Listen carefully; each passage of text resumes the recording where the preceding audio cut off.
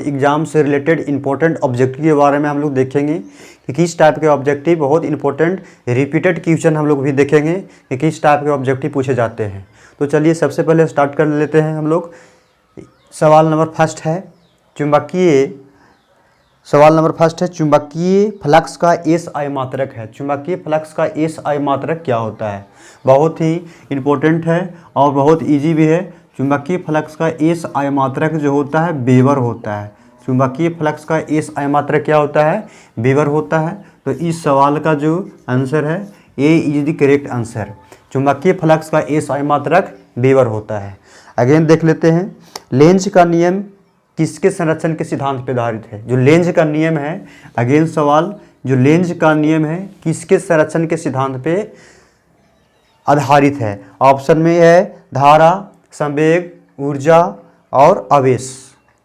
धारा, संवेग, ऊर्जा और आवेश।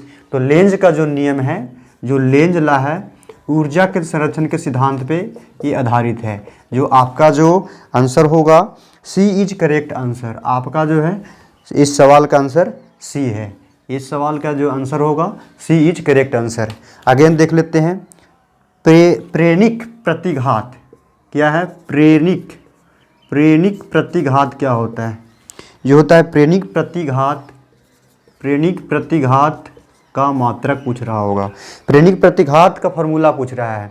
तो देखिए बहुत ही इजी है। X L is equal to 2 pi F L, X L is equal to 2 pi square L, X L is equal to 2 pi F L square और एक्सएच इजकल टू है 2 पाई एफ एल स्क्वायर।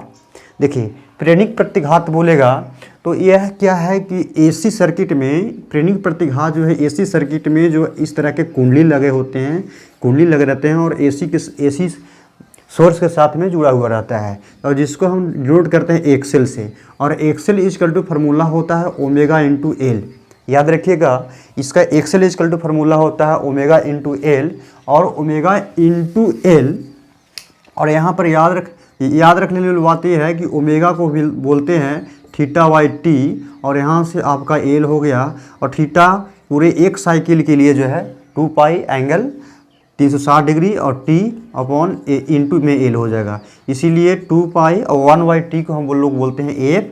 तो एफ इंटू एल। तो एक्सेल इजकल टू आपका जो होगा answer 2 pi F L, जो कि आपका option number A is correct answer. जो इस सवाल का जो आंसर है ए इज करेक्ट आंसर है। ठीक है, क्योंकि X L is equal to omega into L होता है, omega is equal to theta by 2 होता है या 2 pi by theta 2 pi by T होता है। यहाँ से डायरेक्ट लिखे तो 2 पाई बाई टी होता है और यहाँ से एल हो गया, 1 बाई टी को एफ बोलते हैं। तो इसीलिए हम एक्सेल इजकल टू क्या लिख सकते हैं? 2 पाई एफ एल। अच्छा ऐसे पूछ दे एक्स सी, ठीक है, एक्स सी इजकल टू होता है 1 वाई ओमेगा इंटू सी होता है। अब यहाँ से 1 Y 2 F L C 2 pi F C, ये भी पूछ सकता है। अगेन हम लोग देख लेते हैं, निर्वात की परावैद्युतांक क्या होता है? डेट मीन्स पूछ रहा है निर्वात की परावैद्युतांक। निर्वात की परावैद्युतांक होता है एप्सिलॉन नोट, जिसको परमिटिविटी, ठीक है, परमिटिविटी बोलते हैं। तो एप्सिलॉन नोट का जो मान होता है, देखिए इस सवाल का जो आंसर है एप्सिलॉन नोट का जो वैल्यू होता है, याद रख लीजिएगा, एप्सिलॉन नोट का वैल्यू होता है 8.85 इंटू 10 के पावर -12 कूलाम स्क्वायर प्रति न्यूटन मीटर स्क्वायर। बहुत ही इंपॉर्टेंट है और इसका यूनिट भी पूछता है कभी कभी। ठीक है, अब इसका डायमेंशन फार्मूला पूछे तो डायमेंशन फार्मूला भी हम लोग कैलकुलेट कर सकते हैं। तो यहाँ से और के का वैल्यू भी पूछे तो 1/4 पाई एप्सिलॉन नोट और इजकल टू 9 × 10 के पावर 9 न्यूटन मीटर स्क्वायर प्रति कूलाम स्क्वायर। ये भी कभी कभी पूछता है। तो इस सवाल का जो आंसर है, इस सवाल का आंसर अच्छा है, coulomb square newton metre square नहीं दिया है तो इसको हम फैराड प्रति मीटर भी बोलते हैं। ऐसे नहीं लिख करके एफ के पावर -1 भी लिख सकते हैं। तो इसका जो आंसर है, इसका 8.85, इसका जो आंसर आपका हो जाएगा, इसमें पावर माइनस में होना चाहिए। तो इसमें जो है ए इज करेक्ट आंसर। इस सवाल का जो आंसर है, इस सवाल का जो आंसर है ए इज करेक्ट आंसर। ए आपका करेक्ट आंसर है। अगेन हम लोग देख लेते हैं, अगेन सवाल क्या है? अगेन सवाल है विद्युत द्विध्रुव का मात्रक क्या होता है? विद्युत द्विध्रुव का एस आई मात्रक, जिसको बोलते हैं विद्युत द्विध्रुव को बोलते हैं electric dipole moment. Electric dipole moment बोलते हैं, इलेक्ट्रिक डायपोल मोमेंट यानी विद्युत द्विध्रुव। विद्युत द्विध्रुव क्या होता है, तो माइनस चार्ज और यहाँ से प्लस चार्ज के बीच का सेपरेशन होता है। इन दोनों बीच की दूरी मान लीजिए 2a है। तो इलेक्ट्रिक डायपोल मोमेंट कहता है, विद्युत द्विध्रुव कहता है कि इनमें से कोई एक आवेश को ले लीजिए, कोई एक आवेश को ले लीजिए। तो एक आवेश Q ले लेते हैं, इसके बीच का सेपरेशन दूरी को हम गुना कर देते हैं। तो ये आपका कहलाया विद्युत द्विध्रुव। अब क्या पूछ रहा है, इसका मात्रक पूछ रहा है। तो इसका मात्रक क्या है, आवेश है, आवेश का मात्रक कूलाम, बीच का दूरी मीटर, तो कूलाम मीटर हो गया। तो विद्युत द्विध्रुव का मात्रक, इलेक्ट्रिक डायपोल मोमेंट का मात्रक कूलाम इंटू मीटर हो जाएगा। तो आपका बी इज करेक्ट आंसर। इस सवाल का जो आंसर है बी इज करेक्ट आंसर हो जाएगा। अगेन देख लीजिए, कूलाम का नियम जो है इसका सदिश निरूपण बोल रहा है। कूलाम के नियम के लिए सदिश निरूपण, कूलाम के नियम के लिए सदिश निरूपण। अच्छा, कूलाम का नियम क्या कहता है, देखिए याद रखिएगा। कूलाम का नियम कहता है, कूलाम का नियम जो लागू होता है स्थिर आवेश के लिए लागू होता है। और कूलाम के नियम जो है इसमें दो आवेश Q1 और Q2, इसमें दो आवेश रहता है। अभी इसमें बीच का दूरी जो R होता है। तो कूलाम का नियम कहता है इन दोनों आवेशों के बीच लगने वाला इलेक्ट्रोस्टैटिक्स फोर्स, स्थिर वैद्युत बल जो होता है, दोनों आवेश के गुणनफल के समानुपाती होती है और बीच के दूरी के वर्ग के व्युत्क्रमानुपाती होती है। और यही दोनों समीकरण को मिलाने से एक आता है कि Q1 Q2 अपॉन में R² आता है। और यहाँ से प्रोपोर्शनल का साइन हटेगा तो Q1 इंटू Q2 बटा में R²। इस प्रोपोर्शनल के मतलब एक कांस्टेंट आता है। और यही कांस्टेंट को हम लोग बोलते हैं इलेक्ट्रिक कांस्टेंट, जिसको K का जो वैल्यू अभी जस्ट लिखे थे 1/4 पाई एप्सिलॉन नॉट, और इसका जो वैल्यू है 10 के पावर खाली 9 होता है, 9 न्यूटन मीटर स्क्वायर प्रति कूलाम स्क्वायर। इसको भी आप लोग चाहे तो याद कर सकते हैं। तो इसका बोल रहा है सदिश निरूपण बोल रहा है। तो यहाँ पर देखिए R² है, A बराबर क्या है K इंटू Q1 Q2 बटा में R² है। यदि सदिश निरूपण बोले तो यहाँ कुछ नहीं कीजिएगा, यहाँ Q कर दीजिएगा और यहाँ जो है यूनिट वेक्टर चढ़ा दीजिएगा। जो भी है ये आपका आंसर। तो इस सवाल का जो आंसर है option number A is the correct answer. इसका वैल्यू लिख दिया है 1/4 पाई एप्सिलॉन नॉट। तो इस सवाल का जो आंसर है ए इज करेक्ट आंसर। इस सवाल का जो आंसर है ए इज द करेक्ट आंसर। चलिए अगेन हम लोग देख लेते हैं, बहुत ही जिस था। अगेन हम लोग देख लेते हैं जो है किसी चालक की धारिता होती है, किसी चालक की धारिता, चालक की धारिता पूछ रहा है। चालक की धारिता बहुत ही इम्पोर्टेंट है और बहुत ही इजी भी है।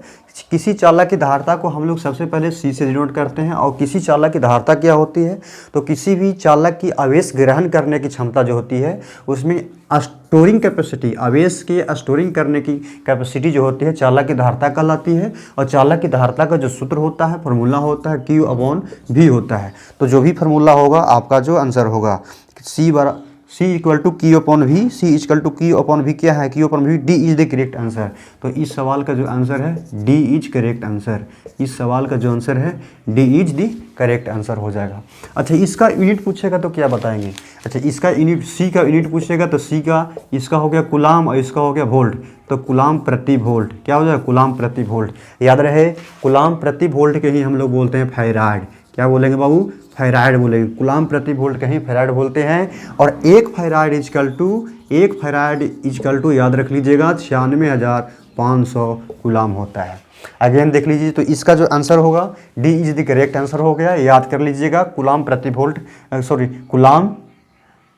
कूलाम प्रति वोल्ट इसका यूनिट हो जाएगा। और कूलाम प्रति वोल्ट को हम लोग फैराड बोलते हैं। और एक फैराड इजकल टू 96,500 कूलाम होता है। तो इसका आंसर डी रहा। अगेन हम लोग देख लेते हैं, अगेन क्या है, अगेन आपका है आवेश, किसी आवेशित चालक की धारिता ऊर्जा पूछ रहा है। बहुत ही इंपॉर्टेंट है।